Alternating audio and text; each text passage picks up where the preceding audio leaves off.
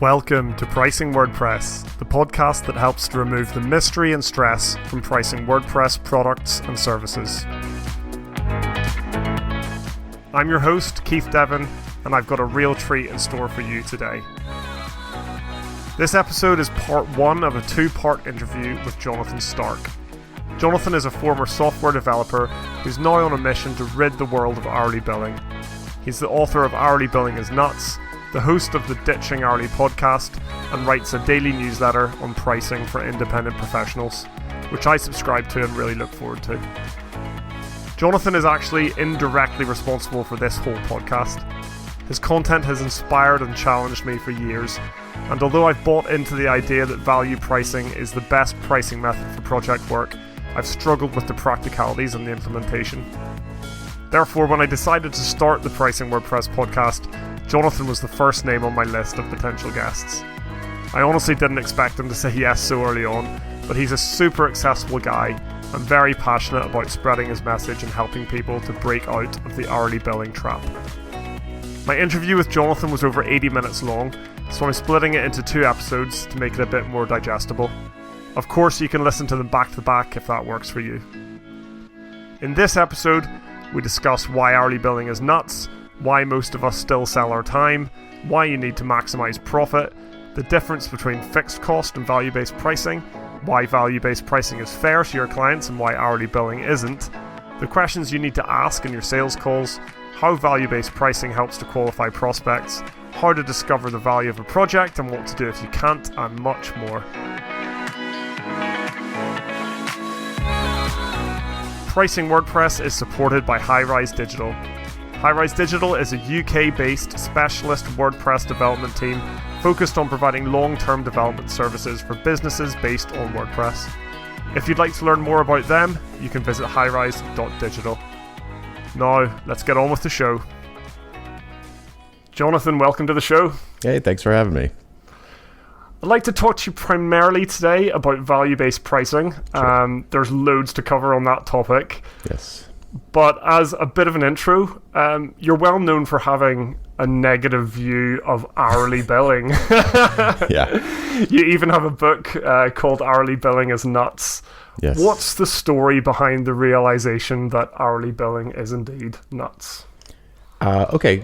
I guess it was in 2003 through end of 2005. I was working at a dev shop in Atlanta, had offices all over, but I was the Atlanta office, and I was the VP, which meant that my responsibilities included estimating new projects for clients, creating systems to, improving systems to track our hours, chasing developers to log their hours, getting the hours onto timesheets and including them with invoices and getting invoices out. And then when clients didn't like the number on the invoice, then we'd get on the phone and fight about it. And it was just hours. So it was a typical sort of hourly dev shop. And we had about 10 developers at the time. And at one point it occurred to me that our best developer, who was making close to 100 grand, was probably losing money on him because he was really fast. He never needed to go back and fix anything. He didn't have to refactor anything. He would just bang stuff out super fast. And we also had the other end of the spectrum, a sort of a junior developer, almost like an intern, who took forever and needed to redo lots of things, needed lots of help. But he had an amazing bedside manner. So his clients were always perfectly happy. And we were making tons of money from this junior developer. And, because we billed everybody out at the same price, at the same rate, I should say. And once I sort of realized this and I recognized this, I couldn't really justify it in my mind. I was like, well, our best guy also does internal trainings for us because he's not always busy. So, I'd kind of try and do these gymnastics in my mind to explain to myself why it was worth paying someone who we were losing money on. And then finally, after weeks of thinking about it, finally it occurred to me that maybe hourly billing is the problem. And because I thought well, if we were getting X amount of dollars for a project, our best guy would be the golden goose. And all of a sudden the model would flip. And all of a sudden our junior guy I wouldn't say we'd be losing money on, but he wouldn't be like our most profitable developer. It just didn't make sense.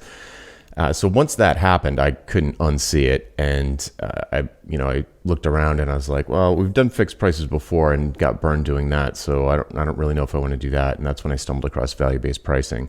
And I left and started my own firm. And from day one, did value-based pricing. And it was a huge success for me.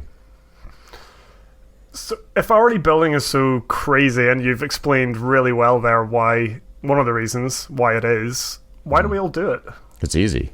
It's what everybody expects. It's the sort of culture we were born into when we quit our job and decided to freelance. You go out and like, what's the first thing you think? What should my rate be? And you start doing, in fact, probably before you even left your job, you started doing math about, well, if I charged $100 an hour, I'd be making 25% more than my salary. And I can't believe my bosses are billing me out at $150 an hour. That's ridiculous. I should be getting that money. And it's like the way that you're thinking about it the whole time. You're obsessed with, because of course your time is valuable to you. So you think of it in those terms. And then you go solo, and that's kind of the way it works. I mean, you go to Upwork or you go to any kind of, tons of people bill by the hour. So it's very normal. It's very easy. The problem is, and if you're happy doing it, fine. I'm not going to get in your face of, yelling at you. But if you're not happy doing it, then there's another approach. And the thing that really bums me out when people start to feel trapped, they start to feel the feast-famine cycle, they start to, they're 5 years in and they haven't increased their annual revenue at all in the last few years, and they're working like a dog, and they just feel like they're working more and more and more. Their standard of living is going up, but their income isn't. They can't raise their hourly rates fast enough to keep up with it, or they'd lose clients. So it's this hourly trap, and you don't feel it immediately. The first year or two of freelancing is such a wild ride that, typically people are like happy to be getting $75 an hour or $150 an hour. And they're like, oh, wow, I made like so much money this week. But they're missing out on profits. Generally people have razor thin margins with when they're billing by the hour, because they don't think of their time as a cost. They just think it's all profit. They think all the money they're making is profit. And then after a couple of years, when they haven't done a bit of marketing because they have no free time to do it, because they have no profits, they have to be working all the time to keep the lights on. They start to find that it's really hard to get clients, or again, the feast-famine cycle, that kind of thing. So they haven't really built a business. They've maybe built their skills up a little bit, and they're getting a little better at what they do, but they haven't built a business at all. They're just a mercenary, basically freelance. That's the root of the word. So they just sort of go around and like, hey, anybody need a sword for hire? I'll do some stuff for you. I'll fight your battle for you. I'll write some Rails code or whatever. And copywriting or photography, and just pay me by the hour. And it seems simple. It is simple. It seems fair, and I would say that there's no such thing as a fair price. But anyway, we can get into that. So there's a whole category of problems with hourly billing. Like first of all, the way that you bid a project, it encourages you to bid low, and then whoops, we went over estimate. Even if subconsciously, most people aren't doing that on purpose, but subconsciously you lowball and then underestimate the amount of time it's going to take, and therefore money it's going to take to do the work. And then you're trapped, and now you're in this uncomfortable situation with the client where they thought it was going to be $50,000. Well, that was an estimate. Yeah, but we thought it was going to be $50,000. And then it goes to $100,000, and everybody's freaking out, and it's a very bad emotional situation. I would argue that hourly billing encourages scope creep, because the person, I'm from a software background, so developers are usually who I'm talking to. When a client comes to them with a request that's off topic of whatever the project is, or it's silly or whatever, like, well, they want me to do it, I guess I have to do it.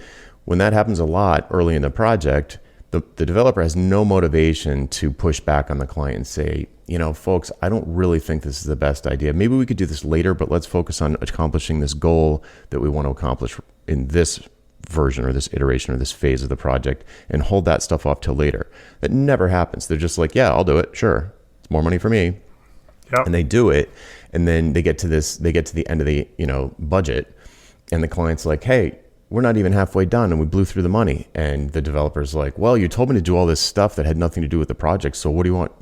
It's very like, not my fault kind of attitude on the developer's part. And it's not really I shouldn't make it like they're the enemy or they're bad for doing that. It's just what hourly billing encourages, because the longer it takes, the more money you make. So what do you think is going to happen? You're going to take longer, or you're at least not going to be thinking about how to do it quicker. And if you switch that so you make less the more you work, your costs increase and your price doesn't, you get real fast, real quick. And you find ways to get more efficient, and you find ways to keep the client's eye on the ball. You don't let them get shiny object syndrome. You start to get really good at client management. And the quicker you get the project done at a high quality, I'm not saying cut corners, but the quicker you get the project done, the more money you make. And then you have real profits. And then you have time to work on your marketing and get out of the feast famine cycle and blah, blah, blah, blah. It's amazing listening to you there, because it sounds like you've been a fly on the wall in my business for the last, or my career, should I say, for the last nearly, 8 years of being a software developer, a web developer. So yeah, I'm totally kind of convinced that hourly billing is the root cause of a lot of problems that I face, and I know that a lot of my peers face similar problems. I'm not sure that they've identified hourly billing as the cause yet, but hopefully this podcast might help to do that. You mentioned early on fixed cost as another pricing model, right? And you could argue, maybe based on some of the things you just said about working towards higher efficiencies, if you have a fixed cost, you're more inclined to want to get things done faster. But fixed cost isn't the thing that you're into. It's value-based pricing. So I think a lot of people have a vague idea of what value-based pricing is, but how do you explain it to people? Okay, yeah, great question. So fixed pricing first of all, let's compartmentalize this. This is for project work. So if this is some sort of engagement with a client that's going to be fairly collaborative, it's going to be non-trivial in length, talking at least a month, but probably more like 3 to 6 months, maybe even longer, maybe even a year. So this is a non-trivial collaborative enterprise or engagement between the two parties, where there's going to be work done over time, and it's got a beginning, a middle, and an end. I'm not talking about ongoing support engagements or retainer engagements or anything like that. This is especially good for project work. Yeah. So as you're sort of intuiting, value pricing results in a fixed price for a project, but it's a different way of calculating the fixed price. It's a different way of essentially selling the fixed price. It's a different way of thinking about doing a project. It results in a fixed price. So I would say it's a type of a fixed price, but you're calculating it differently.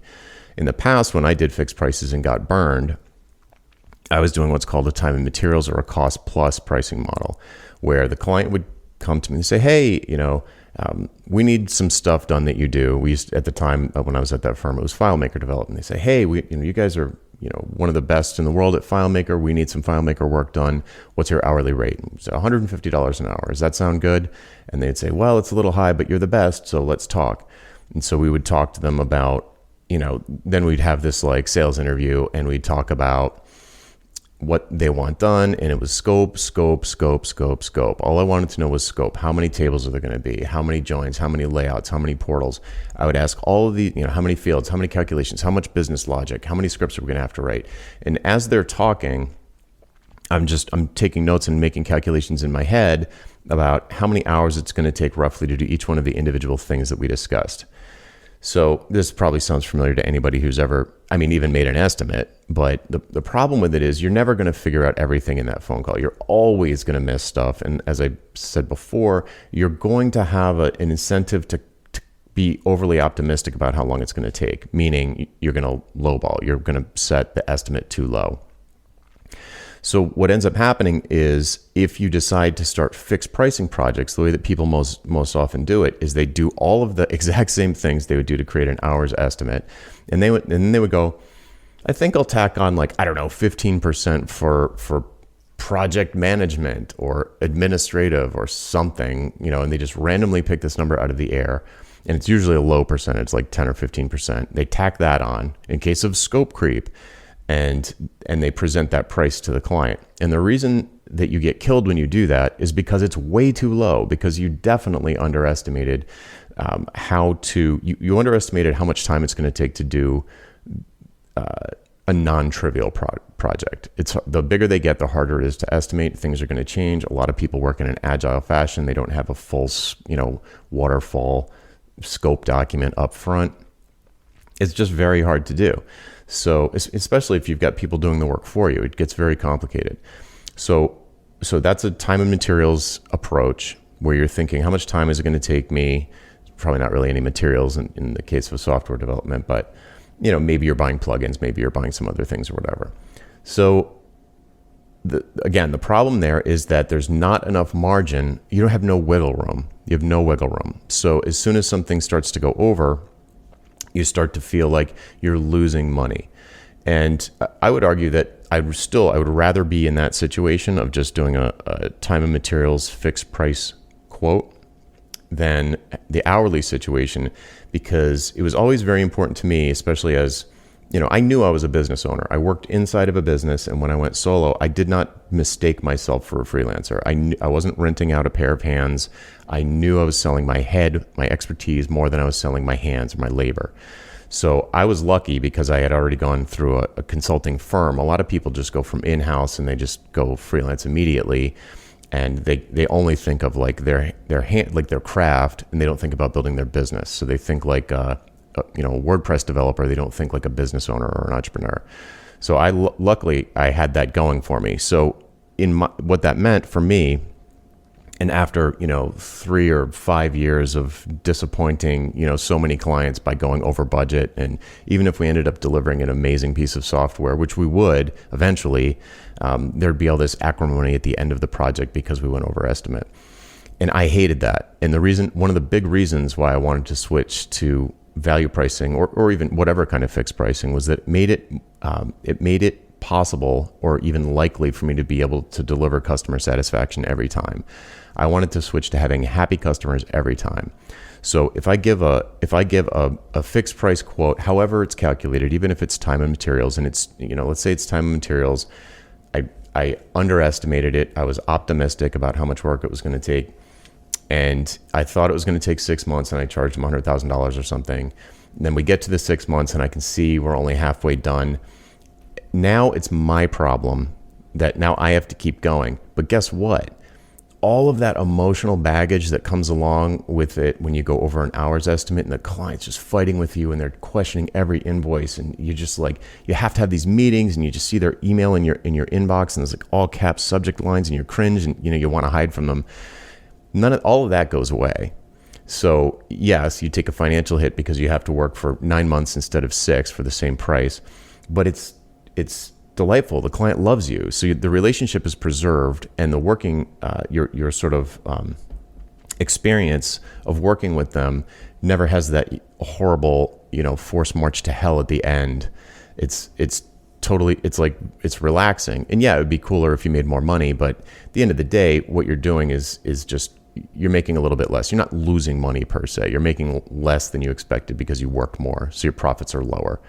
Okay, fine, that's not great. So how do we switch over to value pricing so that, instead of fixed pricing and feeling like you're losing money, how can you do it in a way that is like, it keeps everyone happy, it keeps the client happy, you don't have like that sort of emotional ending to it, negative emotions.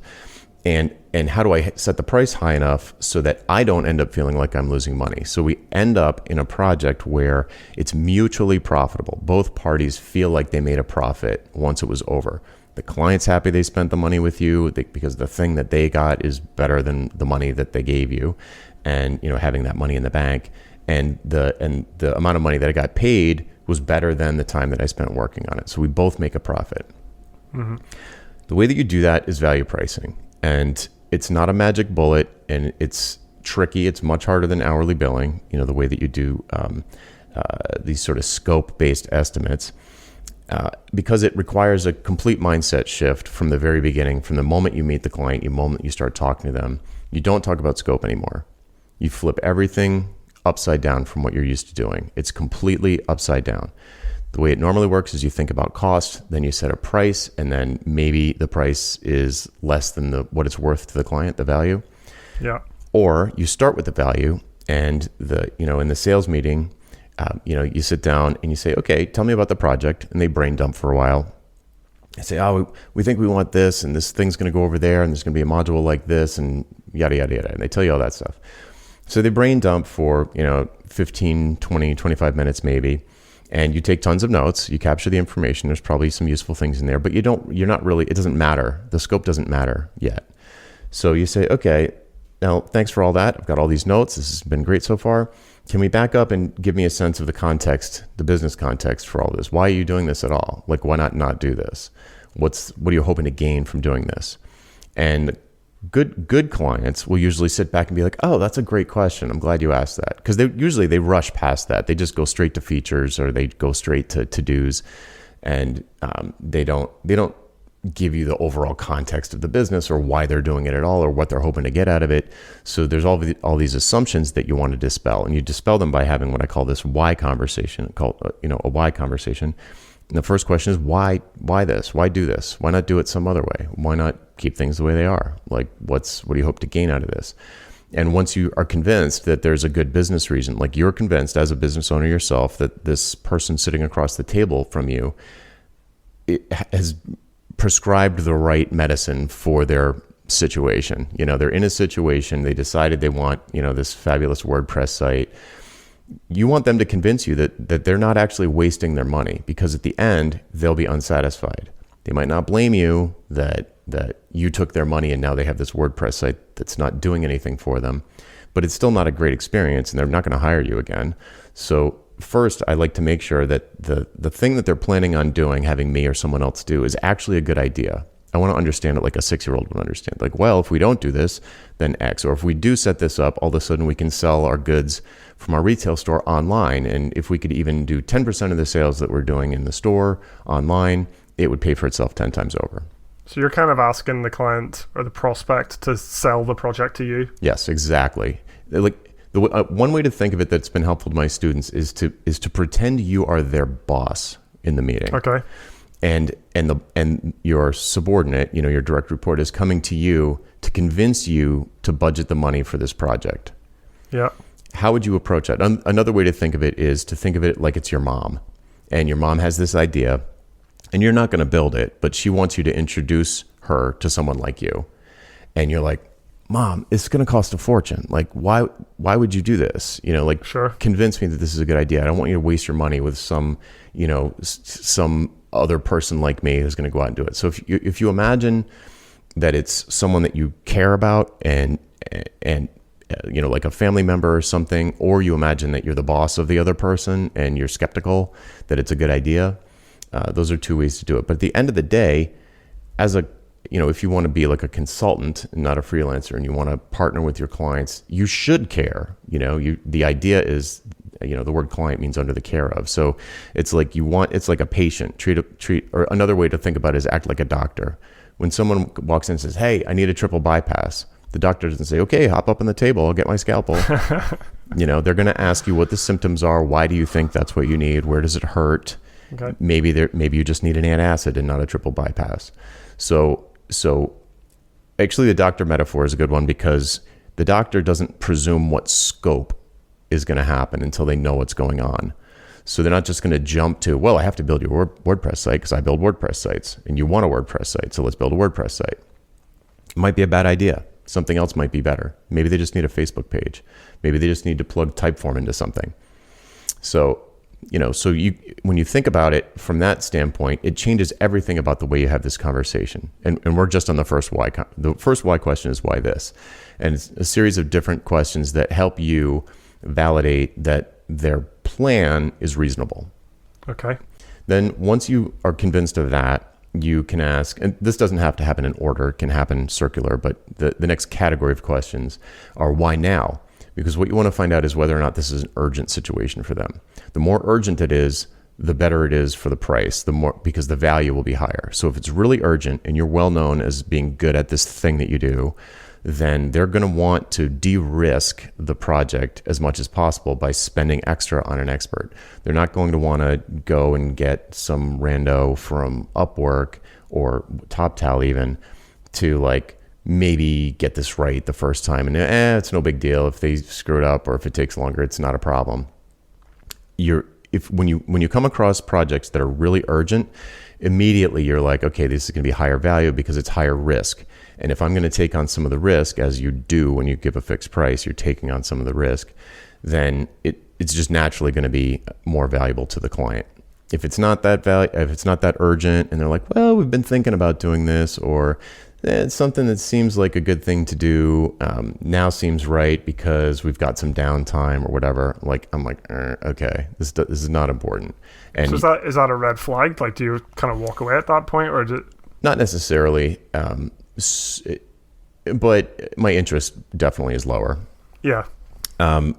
I wouldn't just completely walk away. I would probably keep them on I'll follow up, or maybe there's an initial engagement that falls out of it where we say, well, let's just do wireframes at this stage. You've got the luxury of time. Another thing you could do in this case is kind of jumping ahead to the proposal, but another thing you could do in the proposal is say, here are my prices for this stuff.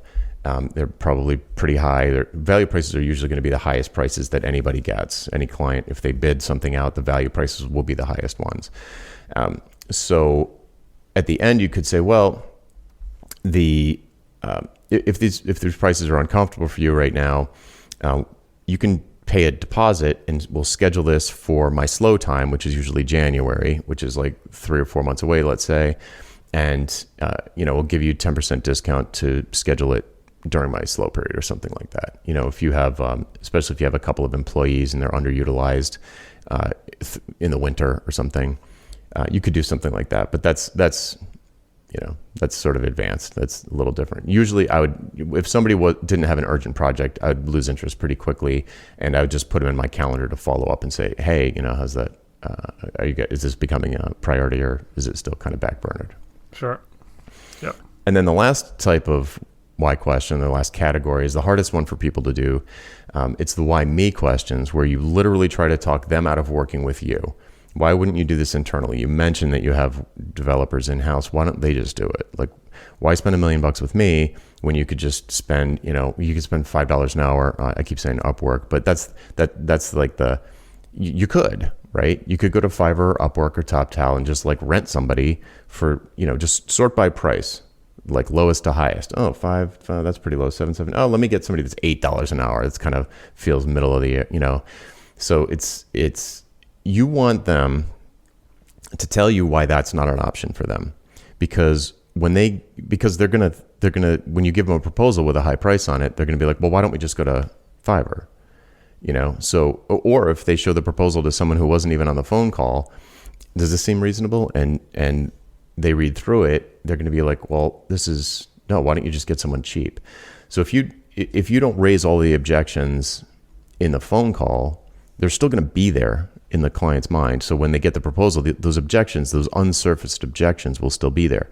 But if you surface them all in the phone call, why it's a good idea to do this project, why it's important that you do it now, why you can't, go the extra cheap, affordable route that you've tried in the past. And you get their actual reasons, not the general reasons why one would think those are all, concerns. Don't assume any of that. You get their actual reasons, put them in the proposal. And then even if they handed it to someone else, the other person's going to be like, oh, well, obviously, it's going to say right there why they can't, go hire someone for $8 an hour on the other side of the world. It's going to say it. It's going to remind the buyer. It's going to send the message to the buyer's CFO or the boss or whoever the boss is or whoever their mentor is that they have review the proposal. Right in there are going to be they're basically going to have talked themselves into hiring you. And then when they get the proposal, it's just a question of like, oh, I don't know if we can afford this or not.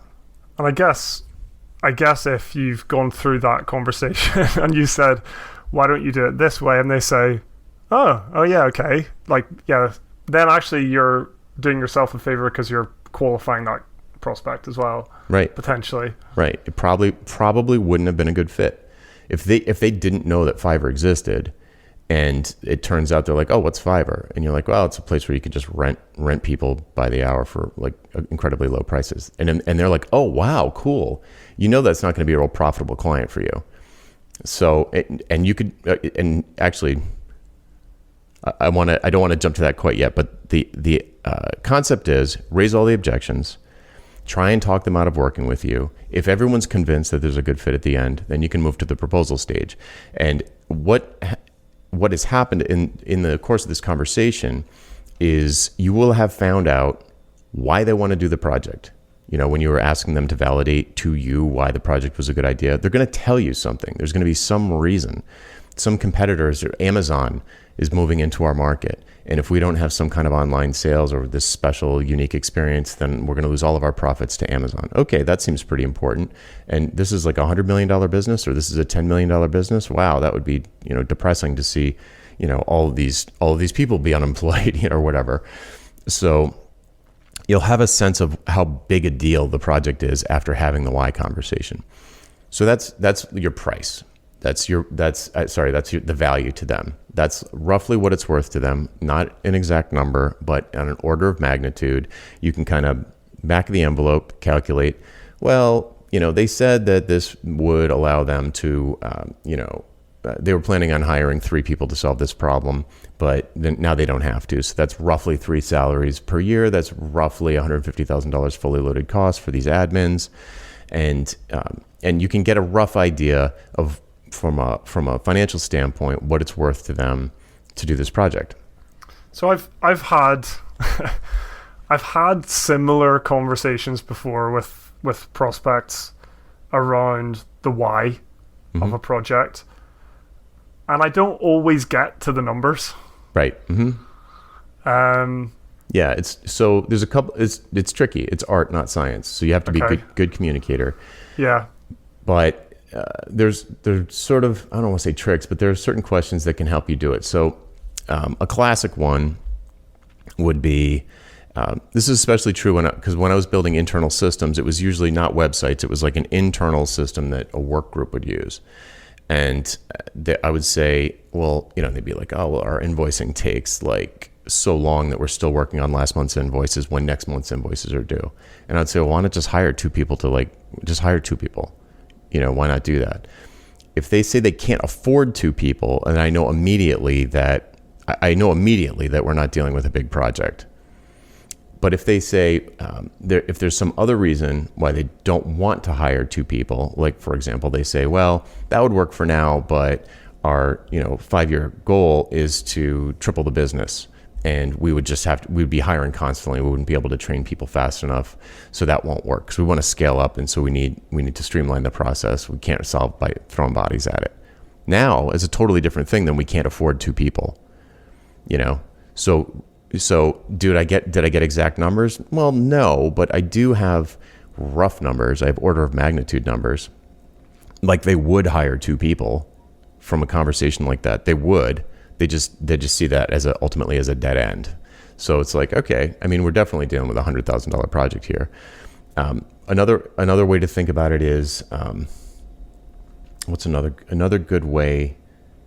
Well, sometimes you could say at the end of the phone call, if you still don't have an idea of numbers, you can just come straight up and say, all right, I'm looking forward to putting together a proposal for this. It seems like it's a good fit.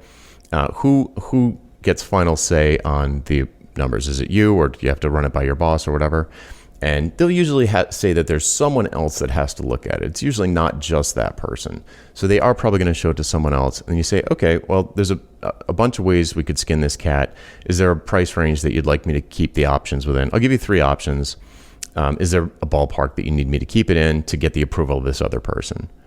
And they'll be like, and they might be like, I don't know. And you could say like, well, I'm not looking for the budget, but, and then you spitball something that you're just gut instinct, like, if the top option was $250,000, would you spit your coffee out, or is that kind of in the ballpark? And they will either spit their coffee out, or they'll be like, no, that seems reasonable. Or they'll say, well, that is kind of high. What would the other options be? And you say, well, I think I can imagine an option that's around like 65,000 and an option that's around 150,000, something like that. Don't hold me to it, but there's a couple of different ways we can engage on this. Now, meanwhile, I haven't thought at all about what I'm going to do. no scope whatsoever. I'm just thinking about what I think it's worth to them, and I'm bouncing some numbers off them to see if we're in the ballpark.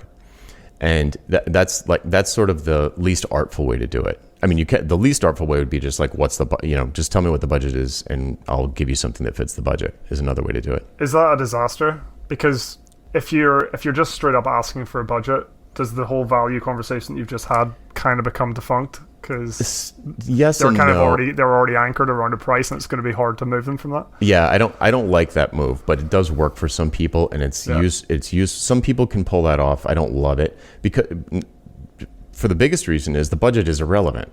Because if the value is way more than the budget, they just set the budget too low. And like if the value is really there, they'll get the money. You know what I mean? So so the budget is kind of irrelevant, but if you're new to this, it's sort of an easy way you see it on people's, intake forms on their website, like select the budget range for this project. But usually what I do is like throughout the conversation, I'm dropping numbers the whole time to gauge the reaction. Why would you spend $1 million with me when you could just outsource this to India? And they'll laugh. They'll be like, "Oh, $1 million?" And they're like, "Well, I'm going to be the most expensive. If you shop this around, I will be the most expensive one. I promise you." And they'll be like, "Well, okay, why or whatever." And so you can start to have that conversation and surface, get a feel for it. If you don't have a feel for it by the end of the phone call, you can't write a proposal. There's nothing to base it on if you want to do a value price. So you could say at the end here's another thing I'll say at the end of a call if I have no clue I can't find a business case. I can't see how they're going to improve their business in any way. I would say like, look, I don't get it. I don't see what's in it for you to spend a whole bunch of money with me. Can you what's the business case? And they'll probably at this point be getting a little frustrated because we've already covered this territory. I just didn't get the answer I needed. And they'll blurt out, well, if we don't do this, we're going to go out of business or something. Or if we don't do this, then Home Depot is going to, eat our lunch or something. So you can get a sense of if you do a good why conversation and you're just drilled down why, and you drill through all of their answers, you usually have to go 5 or 6 levels deep before you get to a meaningful answer that has no assumptions that a kid could understand. Because they'll say something like, "Oh, well, I say, why do you need this new software application?" It's like, "Oh, the accounting department is super inefficient."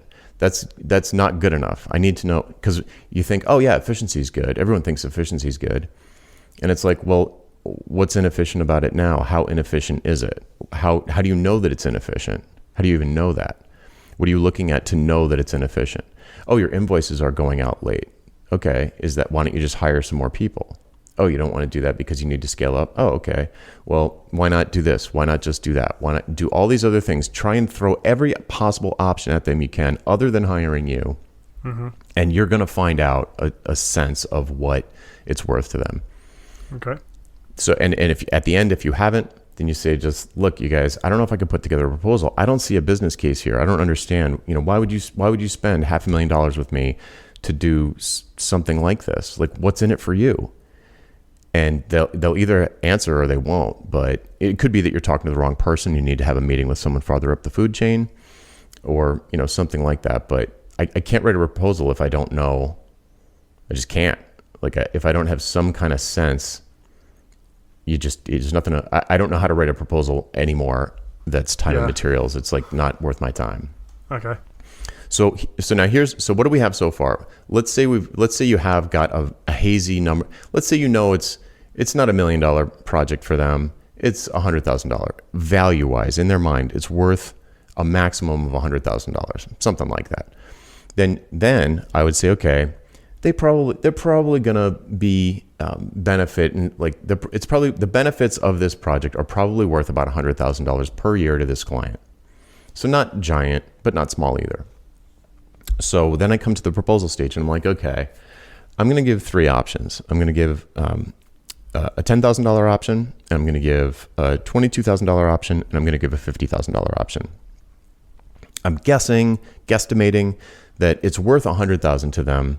If their guesstimate is in the same ballpark and they don't have cash flow issues or whatever, then all of these prices should be reasonable. Maybe I go 20,000, 44,000, and 100,000, or maybe I even price one above what I think it's worth to them. It just, whatever, it depends on my sense of it.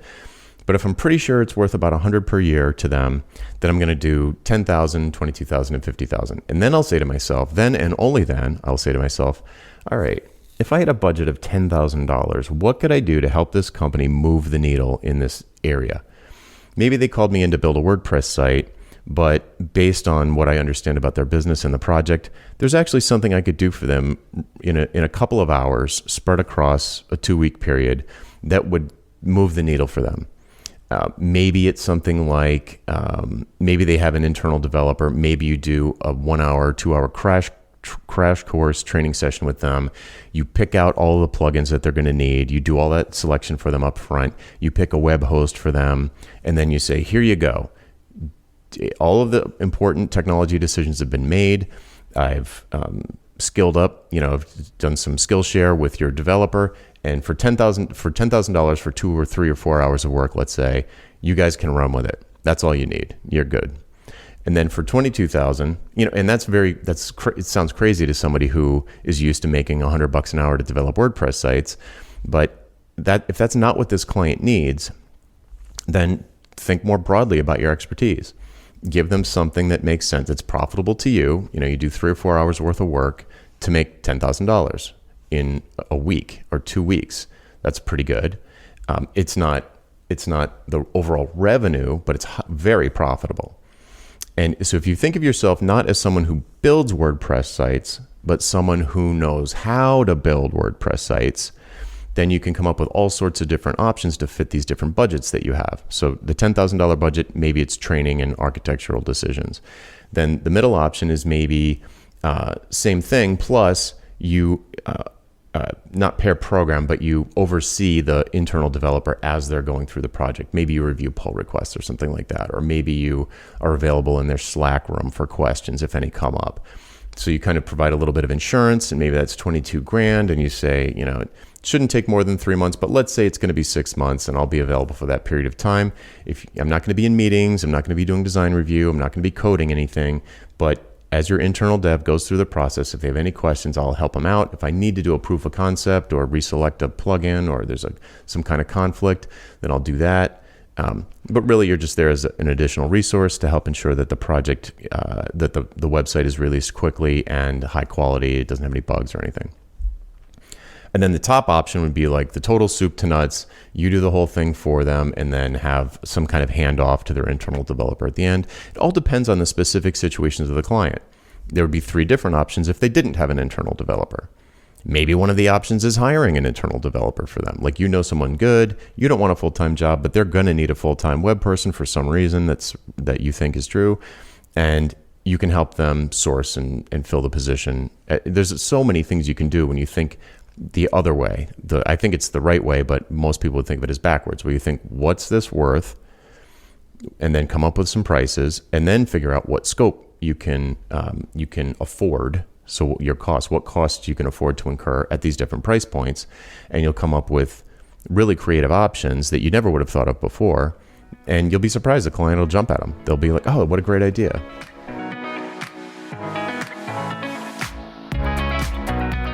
That wraps up part 1 of my interview with Jonathan Stark. Stay tuned for part 2, which I'll be publishing in the next couple of days.